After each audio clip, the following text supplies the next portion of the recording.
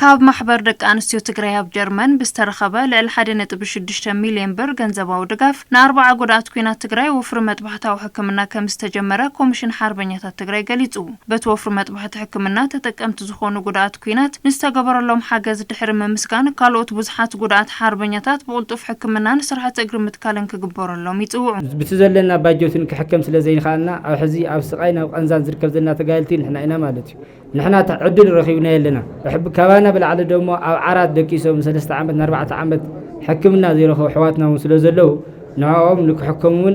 ما نيام زلو دياسبورا ما نيام زلو حفتام ما نيام زلو نتقراي فتاو زخون عملنا تحكمهم قانزوم تدحون زبل التحسوا زلنا مالتيو قالت أكلت مداركتي ويدا دياسبورا متحبار كقف حلوة اتوفر مطبحتي نبوزح اواناتنا تتصبيو نزصنحو ጉዳት ኩናት ዝግበር ሕክምና ምዃኑን ኣብ ሓደ ሰሙን ተሰሪሑ ከም ዝውዳን ሜዲካል ዳይሬክተር ሆስፒታል አዋሽ ዶክተር ካሕሳይ ተኽሉ ይገልጹ። ብናይ ኦርቶፔዲክ ሕክምናን ኢሉውን ናይ ሓፈሻዊ መጥባሕቲ ሕክምና ንኽግበረሎም ነዊሕ ግዜ ትጽቢት እናገበሩ ዝጸንሑ እና ሕዚ ኣብ አዋሽን ኣብ ደጀን ሆስፒታልን ብዝወሃብ ሕክምና ኣብ ሓደ ሰሙን ተጠናቂቁ ናብ ድሕሪ ሕክምና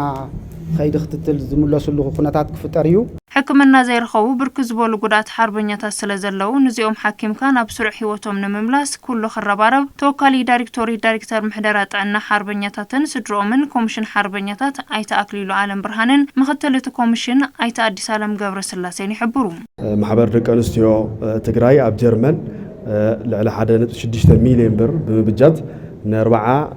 ውጋኣት ኣብ አዋሽ ሆስፒታል ወፍሪ ሕክምና ብዕሊን ምጅማሪዩ ትግራይ ኣብዚ ሕዚ ሰዓት ዳርጋ ኣብ ሙሉእ ዕፅዋን ክባን ስለ ትርከብ ኣብ ትግራይ ዘሎና ኢኮኖሚ ምንቅስቃስ ኩላትና ንፈልጦ ኢና። ስለዚ መላእ ዲያስፖራ እቲ ናይ ማሕበር ደቂ ኣንስትዮ ኣብ ትግራይ ኣብ ጀርመን ጀሚሮንኦ ዘለዋ ስራሕቲ ተኸቲሉ ዝተረፉና ውጋኣትና ክንሕክም እግሪ እውን ክነተክል ሙሉእ ሕውየት ኣካላውን እምራውን ሕውየት ጉዳኣትና ንኽረጋገጽ እቲ ዝግብኦም ክብርን ሕክምናን ክንገብረሎም ድጋፎም ንኽገልጹልና ነግረ መንገደይ በዚ ክጽውዕ ይደሊ። ምእንተ ህላው ህዝቢ ትግራይ ኣካሎም ዝገበሩ ጉዳኣት ኩናት ኣገልግሎት ሕክምና ንኽረኽቡ ኩሉ በብዓቕሙ ክሕግዝ ድማ ጻውዒት ቀሪቡ።